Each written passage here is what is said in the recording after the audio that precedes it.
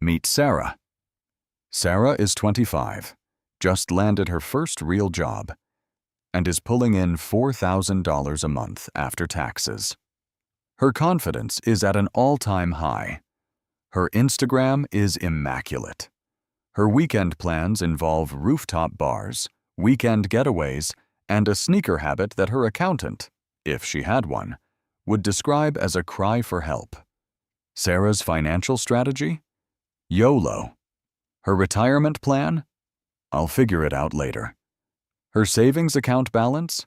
Negative, technically, if you count the credit card.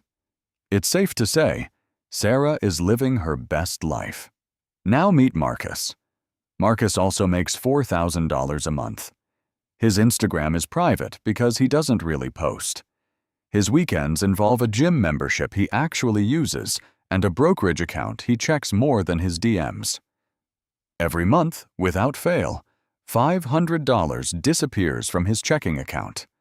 Not into drinks, not into trips, into an index fund that compounds quietly, like interest that doesn't sleep.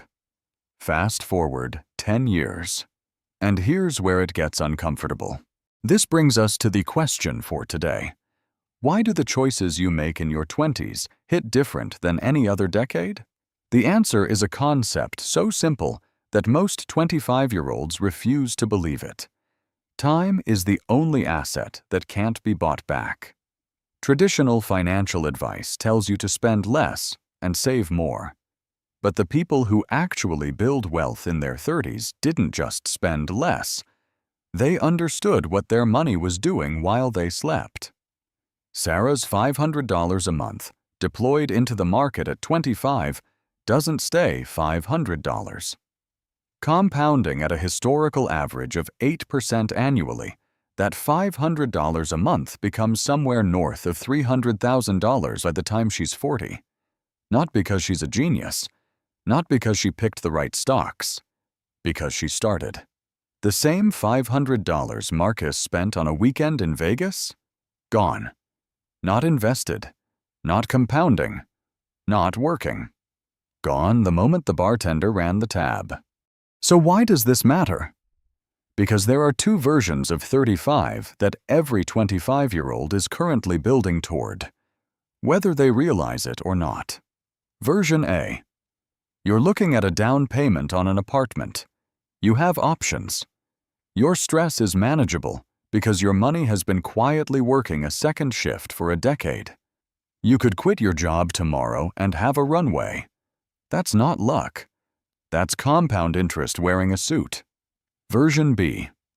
You're juggling 3 credit cards, calculating whether you can afford groceries this week, and watching someone else buy the apartment you kept telling yourself you'd buy when things calm down.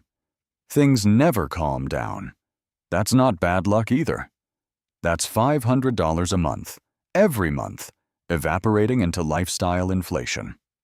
In the decade of your 20s, a high-spending lifestyle makes you look like you've figured it out. And in the decade of your 30s, a high-spending lifestyle in your 20s makes you the person wondering where the time went. Here's the part no one wants to hear. There's no villain in this story. Nobody is forcing the bad choice.